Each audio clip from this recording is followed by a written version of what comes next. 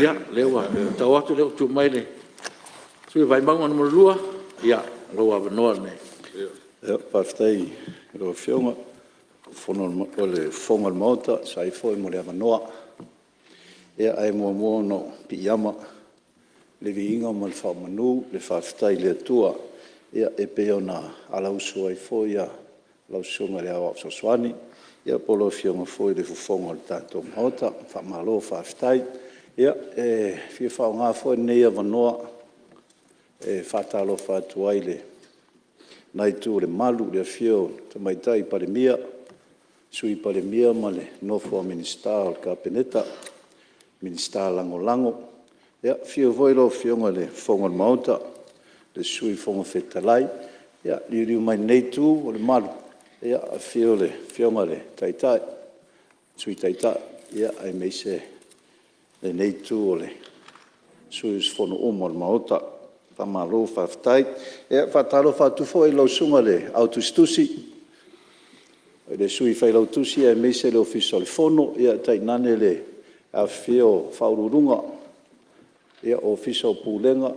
Ia omtanga luenga ma whala potputonga. Ia tātou malo. Whatalo whatufo e nisi o le. Ma malu tātou atunu. Ia o whapenana au whanga potpoto. Nei tai au le fono usu o tātou atunu. Talo whatufo e le.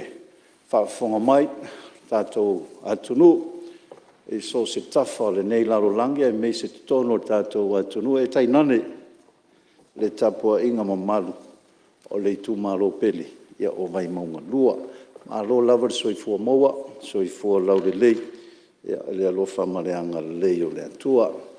Ia lo fionga le fonga fetalai e, muona fia whaleo le whaftai le fionga minister, sai foi mal tātou tu la fono, tau whaofi, nei tai au, nei vai aso, ia, whamalo whaftai foi le sunga komsina, ia me se foi, ia le ofisa o whainga pālota, ia la foi tō pito la au, tō vai mamau, ia mo le anga i luma, ia awa se so longa le lei, ia o le vaenga, ia mo le tātou watunu, whainga pālota. Lau fionga le fonga fetalai, ia, e fia whaaleo le lango lo nei sui sai foi aunga aute le vaenga o lo autu e nei tu la fono o le toe le stala ina leo tangata palota e lango ina o lo nei sui e sa o le lei pe ona mai famtalanga mai lava le aso ngo fu le tato feilo inga se ia o le aso ana fia o upo ia sa o le sa no ai foi e ale tātou maota e me se foi nai tō le malu tātou malo wa obsolete le system wa tauna e se swinga wa out of date ai paua lea se vaenga e fia tuturi loa e lo nei sui o le sa tau mawhai atu ai foi se manatu e le tātou whiro inga lea i le asonga fua o no le mai tau lava le tū la fono o le whai tau lava o le whapea mai o le complete re-registration ia o lau mamalama i le whaupunga lea, i le whaperitania lea, o lona winga, o le teimi lava e talia ma pāsia e le tūla fono, i le maota nei, ia o le lola tuai, o leaunga, o whaaleaunga, o a mai lo le tūlau fau, a mata loa ia le stala fau lea, pe ona ta ua fo inisio sui, ia anafi ma lea solua, e whaatusa i le tā vale fau. Ia e eilo o langona. A tā o loa o le tā vale tuai le la a mai tā vale fau. Ia e te le la vale ese senga. Le lope sa tātou whaonga ina Toyota. Ia le la whaonga tātou le Ford. E ese o na specs matulanga whapea. O le langona le sa avatu i le aso le aso ngofua. O le polenga o luk nei sui. Ono le mai tau atu i le tulafono le. E le ise vaenga o whapea. E pui ai ia le sui mamalu, le nofoa o le sui mamalu. Wa o te taritonu e o sila fia foi lau fionga ma. Tātou fono usu nei tai au. Tasi leo aia inga e se le tāua. Pe a sa honi le sui e fia tau wā i le whainga pālota. O le iai lea o le suafa polona ingoa. I to tonu le lola pālota. O le teimi la e wha lea o ngā ai le lola lea. ia o lona winga o whaalea o ngā foi ia le ngofoa pe o se o tūlanga ia pe ona au le tua lalo wa le sa mai le tali le aso le tātou preceding e whaonga le lola tuai e reconcile ai le mea fōle la whai ia o le reconcile ia no whaonga ia ai le o le toi alua ia tūlanga lea pe o se polenga lea i lo whiongan minister a o le tua lalo lea le fina ngalo ma e au na talia le tātou tūlafono a mata i le maota nei le lestala e le leia le lestala o sui e le teme o saoni ia ona ngai la i e tua le tātou ngaluenga e le leia le fesili o le sitoina o le sitala le mātou sui faipule ia e tali atu le ofisa ua mae ia pe o tūlanga ia e whaalea watu ai e lo whiongan minister e mise foi le whionga le komsina ma le tātou ofisa whainga pālota i le tūlanga foi le whaangoi ngai o inga o le tātou ngaluenga e ma tātou whaia foi mea uma ma le amiotonu ia amata le maota nei ia vave ona le stala le sui e a whaipule o lo nofo ia le nofo temi nei ia vave ona iai lona suafa lona ingoa i lunga o le lola fau o le ala tātou a ngā ia tu iai lo fionga le whaongwhetalai e ai fo inisio atu ngalunga sa whanongolongo atu ai sa la ngā nisi sui o le tūlanga foi lea o le atoe a ngai pe o le aungata foi o nisi sui o le atoe tinga ina ia whaipule e au mai ia tangata e le stala o lau fionga o lau titilo le system fau le la whai o lau atu a lalo lau fionga minister tato tilo se system e mawhai o na peye upu wha Peritania leo le user friendly e mafua o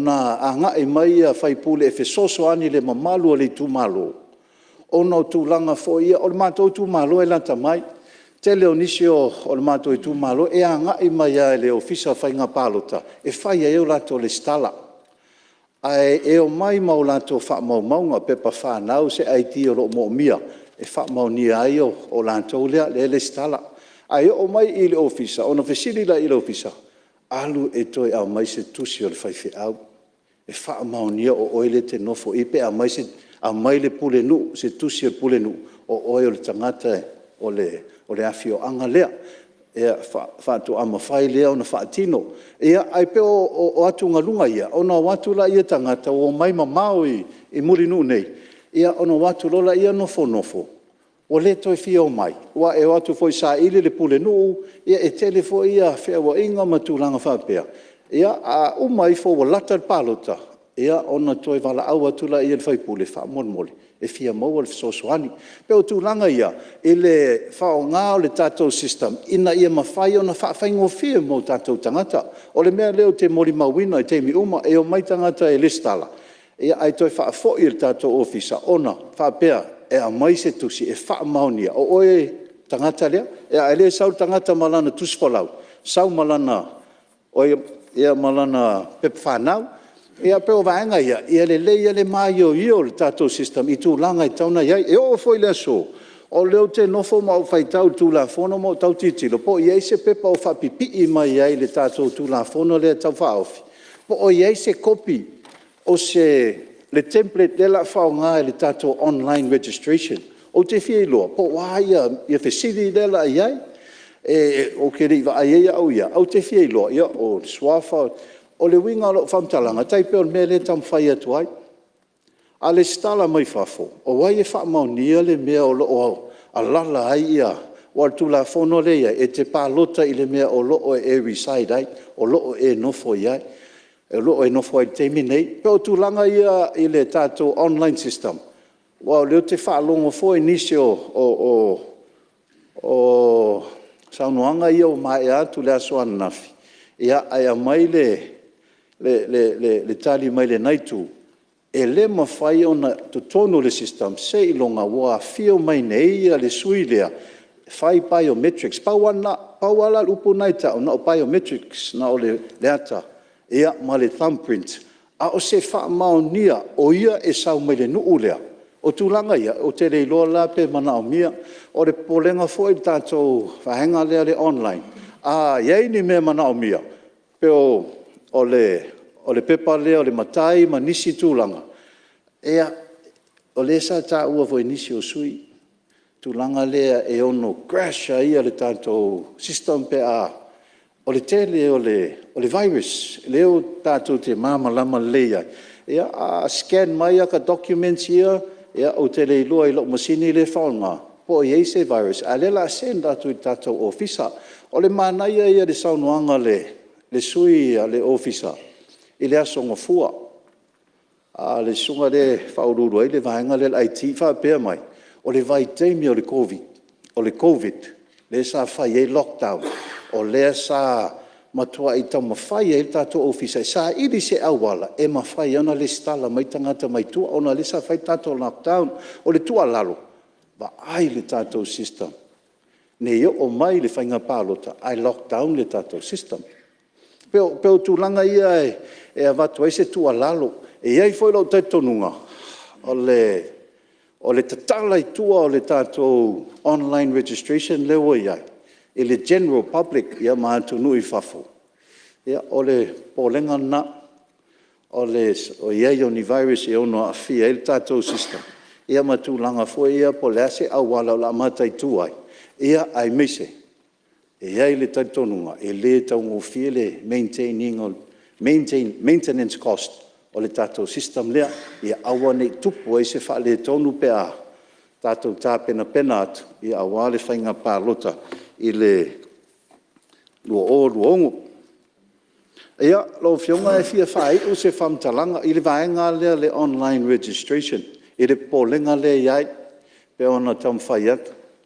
E mā fuafua ono whaleo, ia ono se, o te mana o le tūlanga fo lea tātou te whaia mea uma ma le amio tonu. O le pō ana pō lau fionga le whonga whetalai. Sa wala au mai ia siau tei mai se tasi o awhio. Angai tu tonu o tātou atunu. I wale online registration. O lewa te tala I tua. O te leo whiloa inga o mātou a inga. Tātou umai whai o tātou a inga. Tonu, I sosea te leo lala whangai nei. E ia teine whai e mātou potpotonga I te sili mai lava nei o te. E mātou te fia le stala ma watu e lango oi I le whainga pālota le lumana. Ea, umafoe no a vea ele tali. E le mawhai. E te pālota lava I le mea o loo whapenaona e nofo iai. Paua le mea o te mana o mai a auto. O le tau te talo mai moa. A o le po ana po. Vidi atu se o te I le whapea mai. Anko. O lewa mātou whalangolongo atu I lunga TV mātou mai tau. O lela te tala le online registration. E māma lama te leia mātou whaingon mea le. Aua te popole. E toa 5 mātou leinei. Lela le stala atu I nā. E watu e lango. Oi, o polenga ia lau fionga. O polenga ia lau fionga. O le avatu I luma e le tātou fono. Ia me se foi le fionga I le minister. Ia lau fionga I fonga whetalai. Ia manatu o lava lea. Te leo nisi o langona ma manatu o nawa. Whaaso atu foi nisi o sui mamalu.